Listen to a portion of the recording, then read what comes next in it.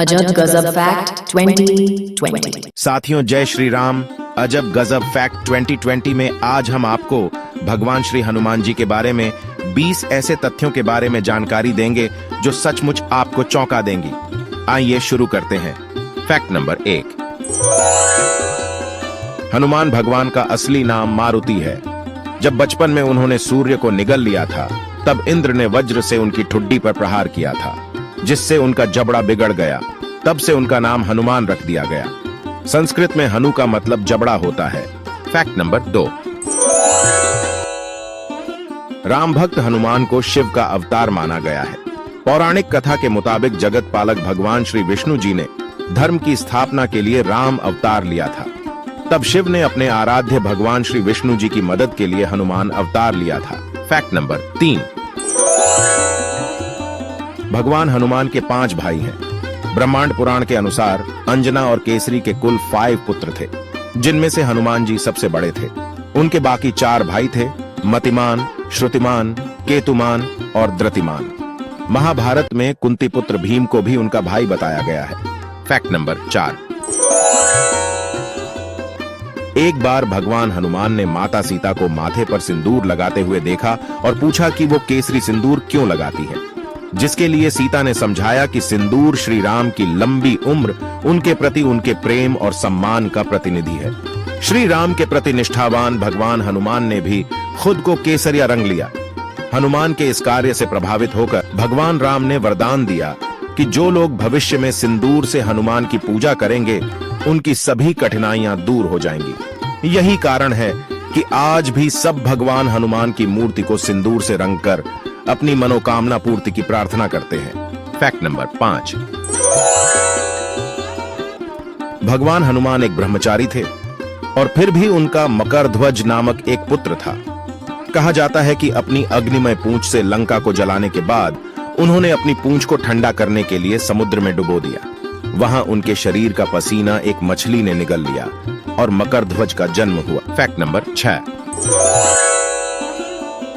महाभारत के युद्ध में भगवान हनुमान अर्जुन के रथ पर अपने चित्रित ध्वज के रूप में कुरुक्षेत्र के युद्ध मैदान में उपस्थित थे।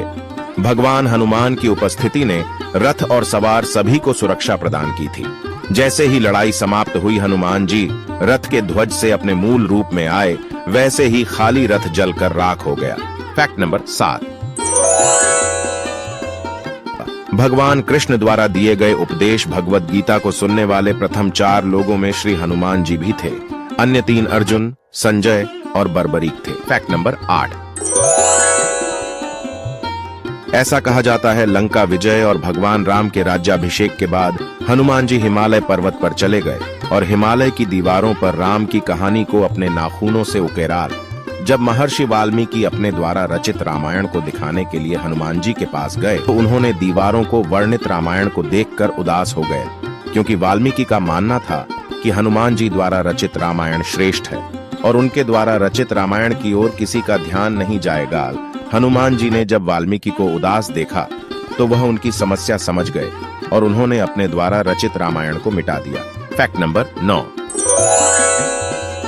रावण के भाई अहिरावण ने अपनी मायावी शक्ति से भगवान श्री राम और लक्ष्मण को मूर्छित कर पाताल लोक लेकर चला गया था, जहां अहिरावण ने 5 दिशाओं में 5 दिए जला रखे थे। उसे देवी का वरदान था कि जब तक कोई इन 5 दीपक को एक साथ नहीं बुझेगा, अहिरावण का वध नहीं होगा।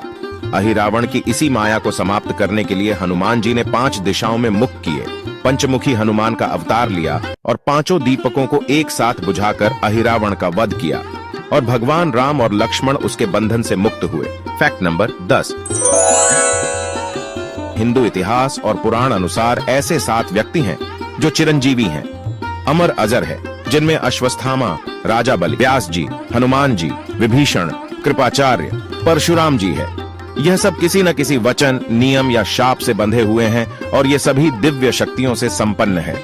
योग में जिन अष्ट सिद्धियों की बात कही गई है, वे सारी शक्तियां इनमें विद्यमान हैं। अश्वत्थामा, बलिर्व्यासो, हनुमांश, विभीषण, कृपा, परशुरामश्च, सप्तैते चिरंजीविना। Fact number 11। कुछ उल्लेखनीय धार्मिक सुधारक हैं जो मानते हैं कि 13वीं शताब्दी में माधवाचार्य जी 16वीं शताब्दी में तुलसीदास जी, 17वीं शताब्दी में समर्थ रामदास जी, 17वीं शताब्दी में राघवेंद्र स्वामी और 20वीं शताब्दी में स्वामी रामदास जी ने अपने जीवन काल में भगवान हनुमान जी के दिव्य दर्शन प्राप्त किए थे। Fact number 12। हनुमान जी की माता अंजना एक अप्सरा थी। माता अंजना भगवान इंद्र के दरबार में पुंजिक स्थल नाम की एक अप्सरा थी। उन्हें एक ऋषि ने पृथ्वी पर वानर के रूप में जन्म लेने का श्राप दिया था और यह श्राप तभी दूर हो सकता था जब उन्होंने भगवान शिव के अवतार को जन्म दिया हो। इसलिए उन्होंने एक वानर राजकुमारी के रूप में जन्म लिया और एक वानर प्रमुख केसरी से विवाह किया। Fact number 13। नारद पुराण में भगवान हनुमान को प्रमुख गायक के रूप में वर्णित किया गया है। उन्हें गायकी का वरदान नारद मुनि ने दिया था। Fact number 14। श्रीमद् भागवत में वर्णन आता है कि हनुमान जी कलयुग में गंधमादन पर्वत पर निवास करते हैं। यत्र यत्र रघुनाथ कीर्तन तत्र कृत मस्तकांजलि वाष्पवार परिपूर्ण लोचनम मारुति नमत राक्षसांतक। अर्थात कलयुग में जहां जहां भगवान श्री राम की कथा कीर्तन इत्यादि होते हैं वहां हनुमान जी गुप्त रूप से विराजमान रहते हैं। Fact number 15।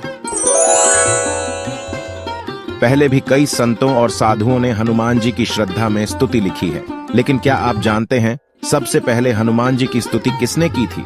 सर्वप्रथम विभीषण ने हनुमान जी की शरण लेकर उनकी स्तुति की थी।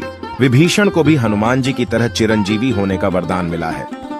वे भी आज सशरीर जीवित हैं। विभीषण ने हनुमान जी की स्तुति में एक बहुत ही अद्भुत और अचूक स्तोत्र की रचना की है। विभीषण द्वारा रचित इस स्तोत्र को हनुमान वड़वानल स्तोत्र कहते हैं। Fact number 16। एक बार नारद जी के कहने पर हनुमान जी ने गुरु विश्वामित्र को छोड़कर सभी संतों का स्वागत किया, क्योंकि गुरु विश्वामित्र भी किसी समय एक बार राजा थे। इस बात से विश्वामित्र काफी नाराज हुए और उन्होंने भगवान राम से हनुमान जी को मृत्युदंड देने के लिए कहा।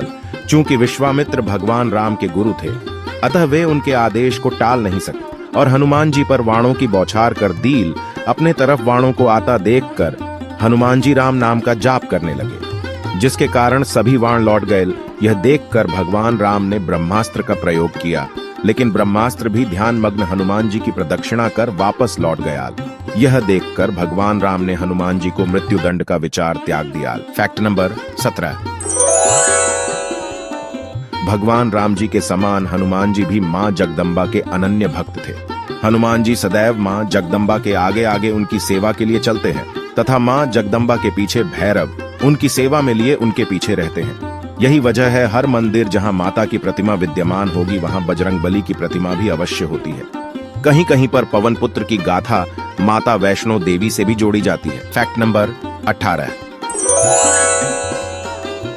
भगवान राम के राज्याभिषेक के बाद देवी सीता ने सभी लोगों को उपहार दिया था। इसी क्रम में उन्होंने हनुमान जी को एक खूबसूरत मोती का हार उपहार स्वरूप प्रदान किया। हनुमान जी उस हार के हर एक मोती को तोड़कर उसमें भगवान राम की छवि खोजने लगे, लेकिन जब उन्हें उस हार में भगवान राम के दर्शन नहीं हुए तो उन्होंने उस हार को अस्वीकार करते हुए कहा कि जिस वस्तु में भगवान राम की छवि न हो वह मुझे अस्वीकार्य है। इसके बाद उन्होंने छाती फाड़कर लोगों को दिखाया कि उनके छाती में भी भगवान राम बसते हैं। Fact number 19। हनुमान जी अपनी शक्ति के लिए पूजनीय हैं। भगवान हनुमान एक महाविद्वान भी थे। उन्होंने अपनी शिक्षा भगवान सूर्य देव से प्राप्त की। वे वेद, तंत्र आदि सहित सभी हिंदू ग्रंथों में पारंगत थे। भगवान हनुमान महायोगी थे। सूर्य नमस्कार की खोज भगवान हनुमान जी ने ही की थी। इस तरह वो अपने गुरु सूर्य देव को प्रणाम करते थे। Fact number 20। जब भगवान राम अपना मनुष्य रूपी शरीर को त्याग कर वैकुंठ वापस जाने का निर्णय किया तो वह जानते थे कि हनुमान जी उनके परम भक्त हैं, अतः वह उन्हें नहीं जाने देंगे।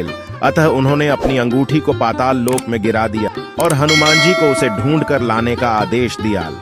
ऐसा सुनकर हनुमान जी अंगूठी को ढूंढने के लिए पाताल लोक चले गए। इसी बीच भगवान राम ने सरयू नदी में डुबकी लगाकर अपने मनुष्य रूपी शरीर का त्याग कर दिया।